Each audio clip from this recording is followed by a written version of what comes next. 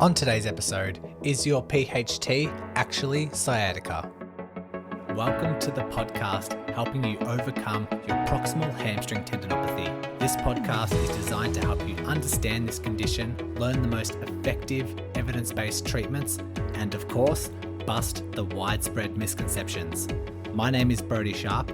I'm an online physiotherapist, recreational athlete, creator of the Run Smarter series, and a chronic proximal hamstring tendinopathy battler. Whether you are an athlete or not, this podcast will educate and empower you in taking the right steps to overcome this horrible condition. So let's give you the right knowledge along with practical takeaways in today's lesson.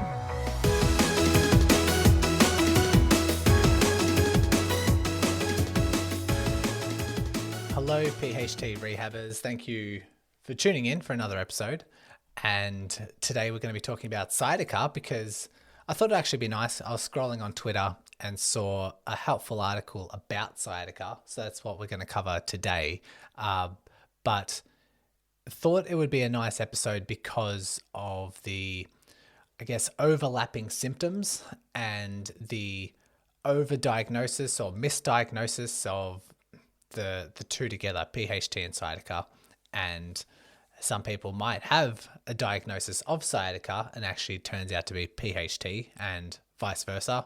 And I usually think I don't know this to be true, but I generally think sciatica is overdiagnosed. It's a very safe diagnosis to make because it's kind of just like a syndrome and no real definitive points. And if you have some sort of buttock pain that's really hard to define or diagnose, people just label it with sciatica and away they go.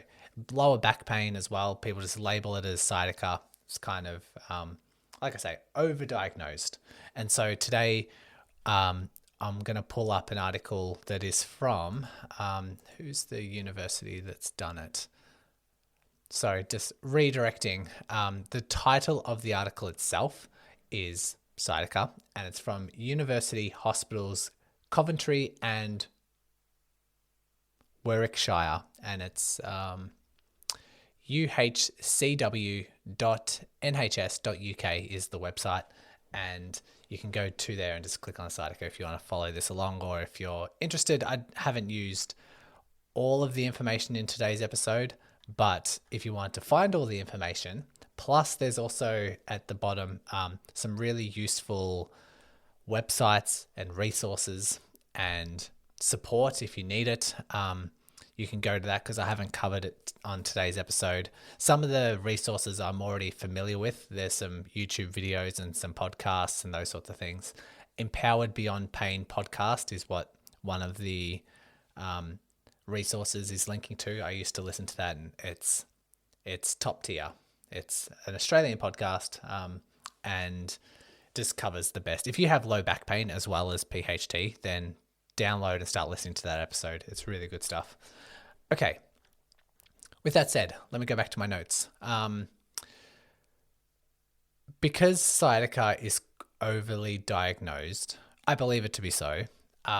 Let's go through the truth. Let's go through what it actually is, what the common causes are, what the symptoms are, what can be done to help it. I'm going to sort of chime in with some of my final thoughts at the end, but let's start off with sciatica. So what is it and those sorts of things? So the article says, sciatica is very common and is related to pain in the leg where the nerves that travel from the lower back down the leg become irritated and very sensitive. Occasionally, people with sciatica can also have back pain.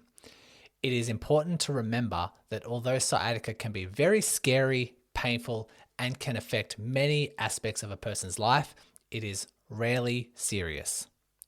Also, most sciatica will normally resolve without any treatment within 6 to 12 weeks. So we're talking about some sciatica and saying that it can also have lower back pain. It's an irritation of a nerve as it passes out from the spine, out from your lower back, and every level of your spine has certain openings, and the nerves can travel out of those openings, one on the right, one on the left, and then start traveling into the glutes, up like around the back, down the legs, those sorts of things. And so sciatica seems to be the irritation and sensitivity of those said nerves. So the next thing we're looking at is common symptoms, common causes. Sorry, we'll talk about symptoms in a second, but common causes. The article says, the sciatic nerve from the lower back can become irritated or inflamed. A number of factors have been associated with sciatica. These often include, and then they've got a whole bunch of dot points here, a sprain or strain to the lower back. And they have example, lifting something awkwardly or something that is too heavy for what you are physically used to doing. So this is straining yourself, normally something that involves the lower back. And like if you are helping someone move house, very common. If you have some poor lifting strategies, or if your lifting is perfectly fine, but you've just done too much of it, more than what your body can tolerate, then this can be a cause for sciatica. They say a sudden increase or decrease in your normal activity or exercise levels. So we know that a sudden increase in activity levels can cause a number of injuries, overuse injuries, but they also mention a decrease in normal activity. So then we're looking at the deconditioning side of things, because you can have a strong back and all of a sudden you decondition yourself, it becomes somewhat weak. Deconditioned is what we usually say, and can start affecting the mechanics, start affecting the function, the capacity, and then start running into troubles.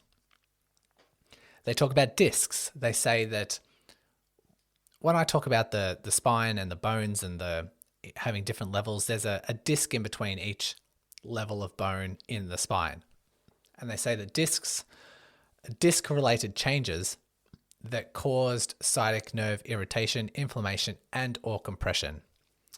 Now, this is where it gets a bit tricky, because disc degeneration is extremely common. It's more common than not in the healthy population above, I think, 40 years old.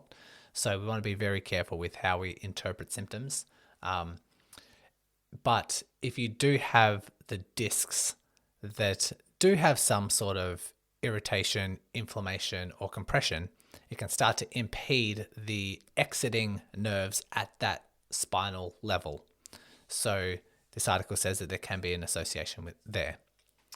Another dot point, other conditions such as osteoarthritis, rheumatoid arthritis, or fibromyalgia, which is a pain syndrome, these can be a common link or common cause with sciatica. Then they talk about more of the psychological side of things. They say common causes are following a period of increased stress, worry, or low mood, following period of poor sleep, fatigue, and feeling run down, other lifestyle factors such as being overweight or smoking, and then lastly, they say a flare-up of long-standing sciatica or low back pain. So if you've had sciatica in the past, one of the common causes is that same injury just having a flare-up or reoccurring. I'm glad they put in the stress, worry, low mood, sleep, fatigue, all those sorts of things, because we know that this can influence your capacity. The first thing was making sure that we don't overstrain or overload or lift awkwardly or lift more than what we are used to. That would lead to an overload, but we can also overload our bodies by lifting something within our means, but our current state being underdone or suboptimal. And we know this to be the case when there's sleep, lack of sleep involved, poor fatigue, increased stress, low mood, all those sorts of things. So there's some things that can overlap here. First of all, let's just say PHT that is brought on by you doing something in the gym, doing too much, like deadlifts. We know that deadlifts are very correlated to the upper hamstring. That's why Some people try and rehab their PHT. They do deadlifts. They start off at a level that's way too strenuous and it flares them up, only because that's what deadlifts are designed to do. They're designed to target the upper hamstring, but it also puts a strain on your lower back. So based on these dot points here, you could theoretically develop sciatica by doing deadlifts or overdoing them or awkwardly having an awkward technique, just doing too much too soon, those sorts of things. It can potentially have some overlapping causes with sitting. We know sitting for long periods of time or sitting on a hard surface beyond what you can tolerate might trigger or arise PHT. But if you're doing a lot of sitting and it involves a lot of slouching, a lot of lazy kind of postures, or a posture that you're not used to, that can cause sciatica. I wouldn't say a slouched posture, because you could have a posture that you're adapted to. Say like my couch in the living room, you sort of sink into that couch, and it was my girlfriend's couch, and then we moved in together and I started getting low back pain from it, but got used to it. I slouched into it, propped it up a couple of pillows behind me when I very first started using it. Now I've sort of got to the point where I don't need a lot of pillows, and it's not the slouching that's the bad thing. It's just me used to being in that position was the uncomfortable thing. When I got this computer chair, I found one that felt comfortable and I bought it, and then started getting low back pain when I started sitting in it. And it's not that it's a bad posture or a poor posture. It's because I'm not used to being in that posture. But then after a few weeks, I don't have pain anymore. I just got used to it because my body adapts to it. So just bear that in mind. I thought I'd just put that out there. There's often a misconception of, you have to have a perfect posture or those sorts of things. And it turns out it's just something different, something that your body just isn't used to. So there can be some overlapping things. You could sit in a posture you're not used to, get low back pain or get sciatica, but you can also get PHT. So some overlaps there. The other one I wrote down was cycling. Like if you're slouched, when I started cycling and I was doing long distance cycling, I started getting low back pain. But again, it's just the position that I was in, just need to get used to it. But could also cause sciatica because you're in that sort of slouched over posture. And if that's too much or too awkward or something you're not used to, it could go one way or another. You could get PHT from cycling. I know people that have developed PHT from cycling, but sciatica is also within that realm. So with that, there's also some things in here that I think are not overlapping. So we can kind of rule some things out, or it might increase our likelihood that it's not these things, because one thing they don't mention in these common causes are things like running, like being upright and moving seems to not really put much strain on the back because it likes being upright, it likes being in that position, likes movement, likes activity. So running, I don't think running would ever cause sciatica, but running definitely causes PHT. Running long distances, running fast, hill running, definitely running fast, like speed workouts are a big common correlation. And so just a roundabout way of saying, if you are a runner, you've done a lot of speed work, you've started developing this glute, lower glute, upper hamstring region pain, and you head to a health professional and they say, oh, it looks like you have sciatica. Based on the symptoms, based on the history and where symptoms arose, I think that's highly, highly unlikely. So something to bear in mind. The next thing we talk about is common symptoms. And this is where we can start to differentiate between hamstring stuff and sciatica stuff, because there are some things that we can mean it's less likely, or those sorts of things. So common symptoms, the article says, these include pain that you may feel in your back, your buttock, your hip, and down down the back of the leg, sometimes traveling as far as your foot. So again, we have some overlapping symptoms with PHT, but not all. We have pain in the buttock, we have pain in the hip. So that's where PHT would reside. Lower glute, upper hamstring, that sort of region. So yes, sciatica symptoms can produce that, but sciatica symptoms also produce back pain, which PHT won't, and lower down the leg, traveling as far as your foot. If you have pain traveling past your knee, it's not PHT. PHT is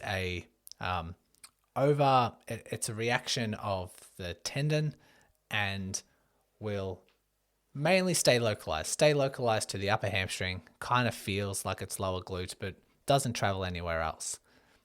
So if you have pain that goes further down into the foot, you could still have PHT, but it needs to be something else. You have something else going on if it's traveling down into the foot. Something to bear in mind. And it continues. So we have stuff there that overlaps. We have stuff there that doesn't overlap. So if you've done deadlifts and you've developed some sort of pain and it's in the lower glute, upper hamstring area, it could still be sciatica or PHT. But, if you did deadlifts and you had low back pain, it won't be PHT because PHT doesn't travel up into the lower back. Okay, they continue. Common symptoms: burning or electric shock pain, tingling, numbness, coldness, cotton wool or heaviness feeling in your leg and or foot, back pain, but the pain in the leg is often worse. So maybe mild back pain, moderate to severe leg, foot pain. This really rules out the PHT stuff. So burning, electric shocks, like all of this sort of stuff is nerve-related pain. A lot of people will experience sharp sensations and they think that's nervy. My dad called me up 2 days ago and said, I've got low back pain. I think it's a nerve-like pain. And it turns out it was just sharp. I think it's more like a facet joint. But because he was getting sharp pains in his back with certain movements, he sort of interpreted that as nerve pain. And I explained to him, nerve pain is usually burning, shock, electric shock, pins and needles, numbness, coldness, tingling, all that sort of stuff. And he didn't experience any of that. He said, okay, it's probably not nerve related. But this is what we're talking about when it comes to sciatica, because we're dealing with the nerves. Yes, pain can be there, but again, with this overlapping stuff and ruling some stuff out. If you do have any tingling, numbness, pins and needles, burning, it's not PHT. You could have PHT, but there's something else going on. They also say common symptoms, which again, let's look at this overlapping stuff. So common symptoms for sciatica: difficulty sitting, difficulty standing, difficulty bending, difficulty kneeling, walking or lying down, and disturbed sleep. So sitting, PHT, yes. Bending, PHT, yes. Less often, standing, kneeling, walking, lying down. I have had some people have PHT-like symptoms lying down, lying on their back or lying on their side at nights, but that's less often. And some people get sciatica symptoms when standing. So if you get pain with standing, it's more likely to be sciatica, less likely to be PHT. All right, what can I do to help it? This is where the article goes next, and it's talking about some sort of like guidelines, self-help tips, and those sorts of things. Like it said above, normally resolves without any treatment within 6 to 12 weeks, but there's a few dot points here. So the article continues. In the first few days after an onset of sciatica, changing or reducing your usual activities may help. However, there is strong evidence that trying to keep active and gradually returning to your usual activities and exercise will help your recovery. So this follows, what this podcast is all about. Because if you have PHT, we're trying to not rest too much because we enter that pain, rest, weakness, downward spiral. We're trying to preserve a lot of your strength. We're trying to preserve a lot of your capacity and do as much as we can get away with as symptoms allow. And so the same seems to be for sciatica, and to be honest, the same is for most injuries, most low back pain, overuse injuries, running related injuries, all that sort of stuff. They continue. It is normal to experience some pain during your activity, but it does not mean that you are causing harm or damage to your sciatic nerve or back.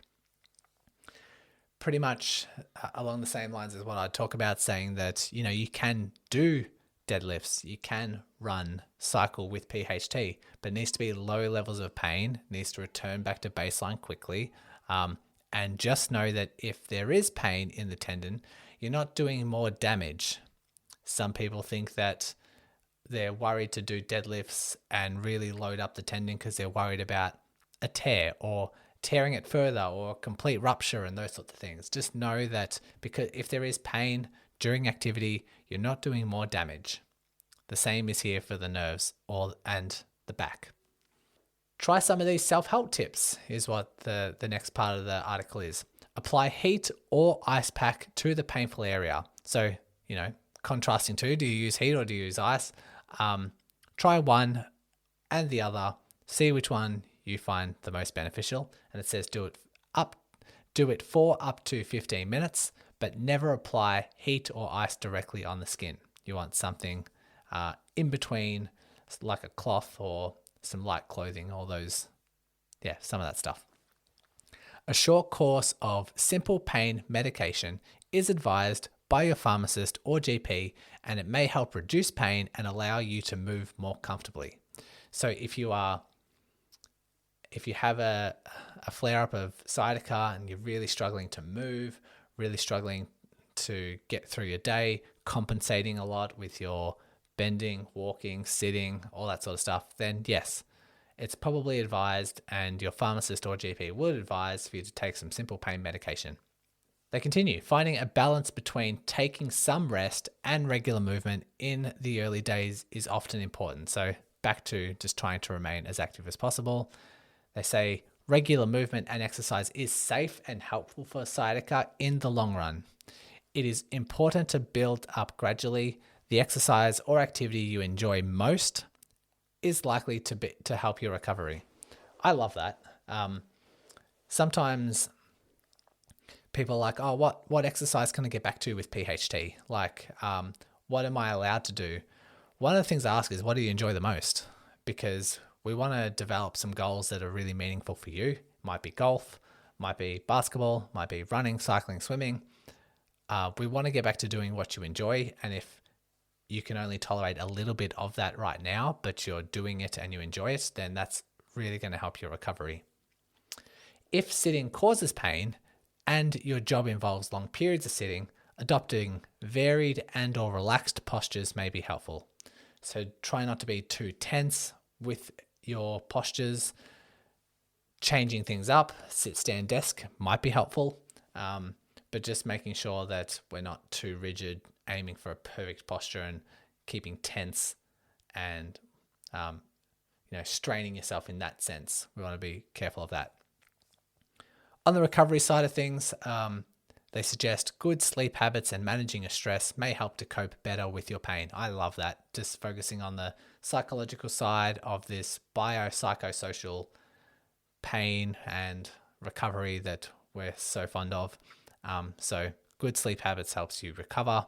Managing stress helps reduce the pain sensitivity and helps give your body the environment for recovery. So glad that they're covering all their bases in here. We don't usually see this sort of advice, which is why I thought it'd be so helpful to include, do a podcast episode about it, essentially. All right. Some facts about sciatica. Now we're getting into the nitty gritty about a few misconceptions and those sorts of things. How many are there? There's about 10. Sciatica is rarely linked to serious tissue damage or life-threatening condition or a life-threatening condition. Really good that we put this at the top, because if you have like severe low back pain or pain radiating into the foot and it's becoming numb and it's getting pins and needles, it can be scary. When I was working in clinics, private practice physiotherapy, just treating anyone that walks in the door, I think 70% of everyone who walked through the door had some sort of low back pain. That's what they're coming in for. It's just so prominent, and people come in with different threat levels. People say, oh yeah, I just was just at work, just picked something up a bit awkwardly, just have a little bit of lower back, but should be fine. I'll get back to work tomorrow. Other people are like, okay, I've had this severe low back pain. I've picked something up and I've got this shooting pain down my leg, and my dad had the same thing in his lower back and he ended up in a wheelchair. Am I going to end up in a wheelchair? Is this ever going to get better? And they've only had this for 24 hours, this pain, and they've catastrophized it only because for some reason, lower back pain, some people really just catastrophize things.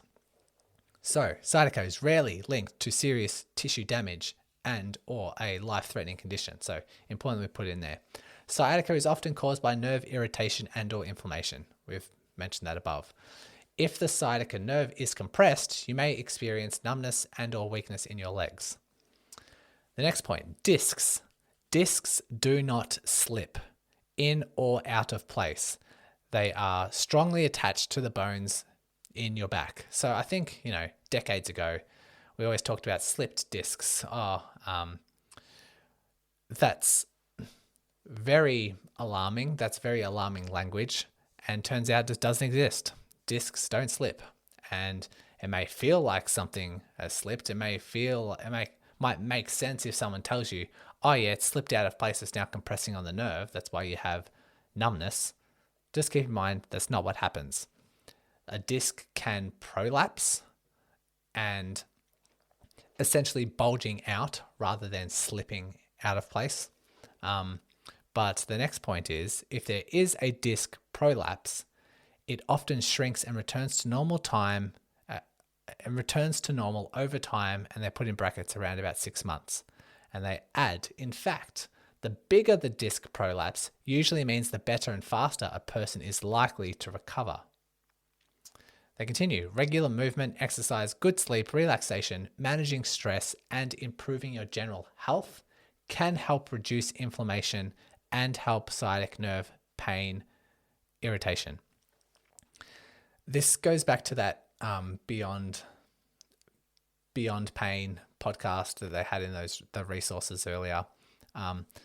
They constantly talk about this, just getting good health, lose a bit of weight, start eating a bit healthier, start getting better sleep, start looking after your stress, start looking after your environment and how much stress you have during your family time and work and all that sort of stuff. Just look after you, and your body sets itself up for healing. Really does a good job of doing that. Okay, gradually loading your back by including bending, lifting movements is safe. And they put in capital letters and put it bold. These movements are safe. In fact, running exercise has been shown to increase the strength of your discs. So if you're a runner, you're strengthening your discs when you run. But I'm glad that they put gradually loading your back and including movements like bending and lifting is safe, because a lot of times people are really, really scared. Once they're better, they're really scared to bend, to lift, do all these things because they're worried about pain returning. How often do we see it? People with PHT, they get better, but then they're worried about sitting, they're worried about bending, they change how they pick something up off the floor. They just don't return to sitting on hard surfaces or sitting without a cushion. And you should note that these things are safe, and returning to these things helps your mental health, helps the avoiding that catastrophization, just getting back to normal, always a very good thing. They put, there is no perfect posture. Slouching will not damage your back or discs. So that kind of alludes to what I said before. It's okay to slouch, but if you aren't used to slouching in a certain way and you do it quite often, then your back is going to get sore. But you can push beyond that and get used to it and adapt to it. And then that slouching posture is normal and doesn't cause pain.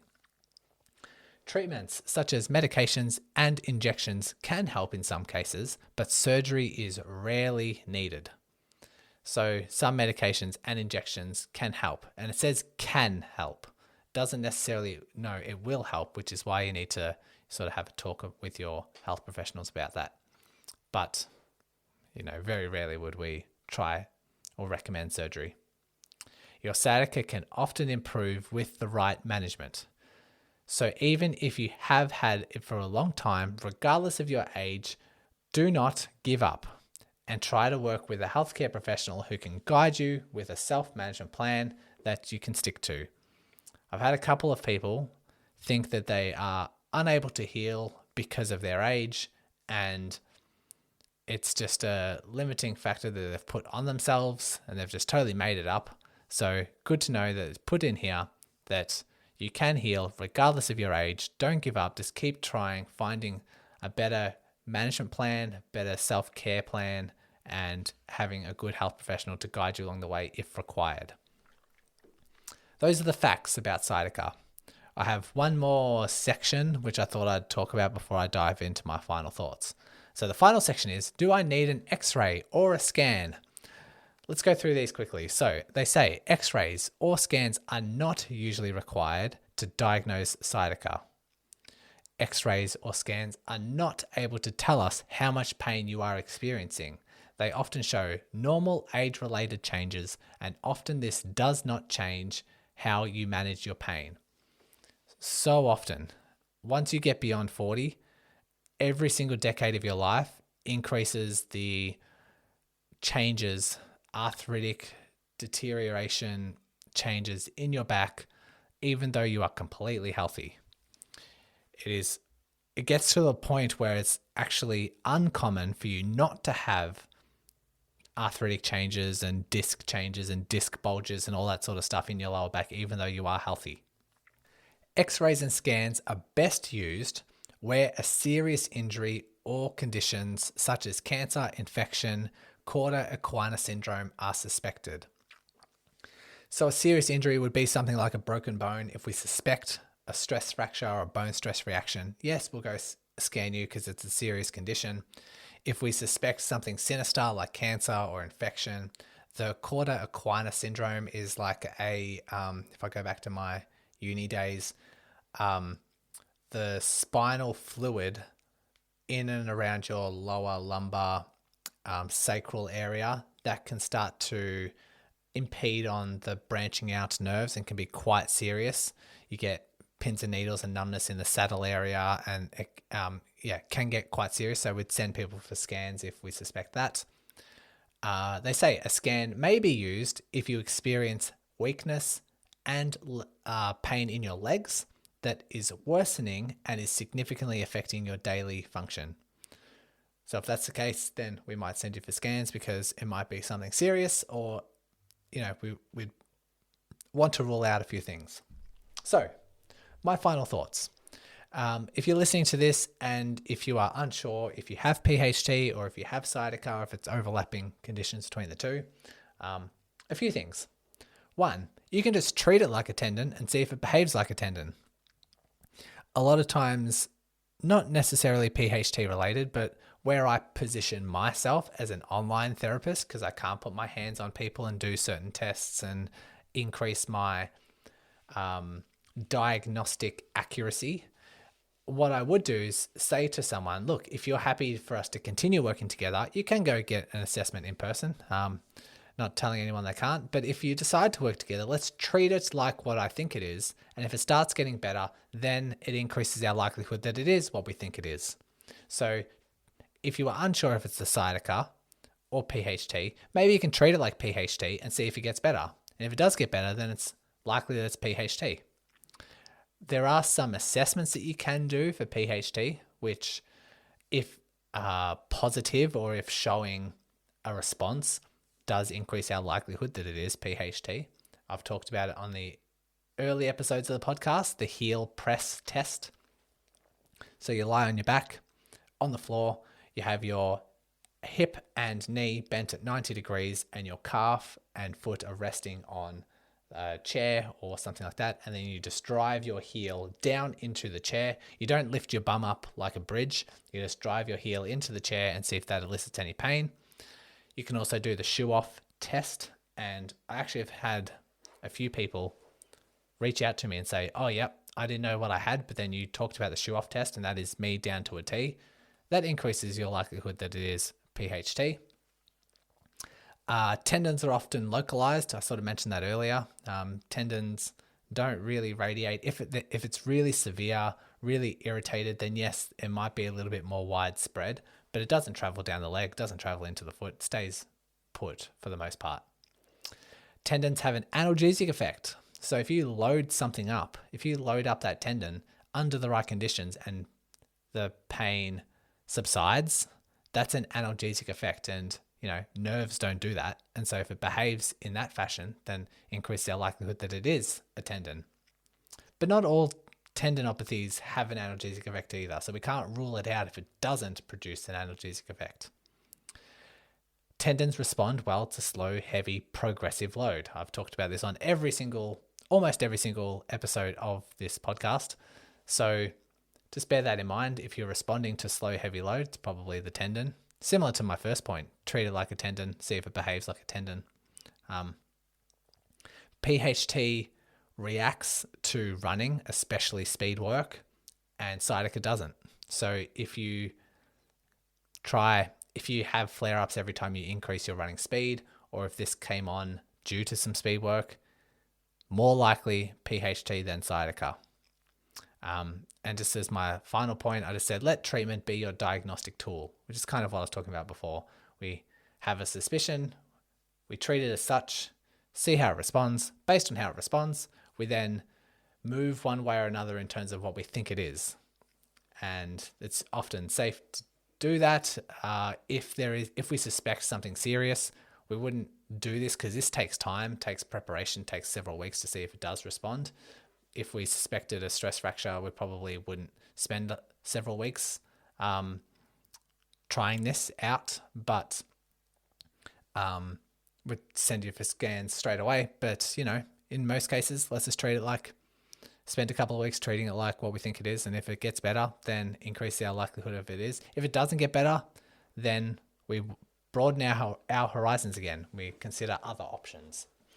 So hopefully this helps. Hopefully this talk about sciatica helps, I guess, some reassurance that you don't have sciatica, or maybe after listening to this, you think you don't have PHT and you actually start treating it like sciatica, or maybe talk to your GP and health professional and maybe they say, you know what, maybe it isn't PHT, maybe it is sciatica, and then you change your management, start getting better. Maybe that's a good thing as well.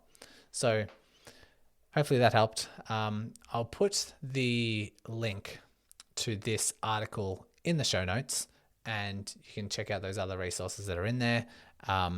And yeah, hopefully you enjoyed this episode, and we'll catch you next time. Thanks once again for listening and taking control of your rehab. If you are a runner and love learning through the podcast format, then go ahead and check out the Run Smarter podcast, hosted by me. I'll include the link along with all the other links mentioned today in the show notes. So open up your device, click on the show description, and all the links will be there waiting for you. Congratulations on paving your way forward towards an empowering, pain-free future. And remember, knowledge is power.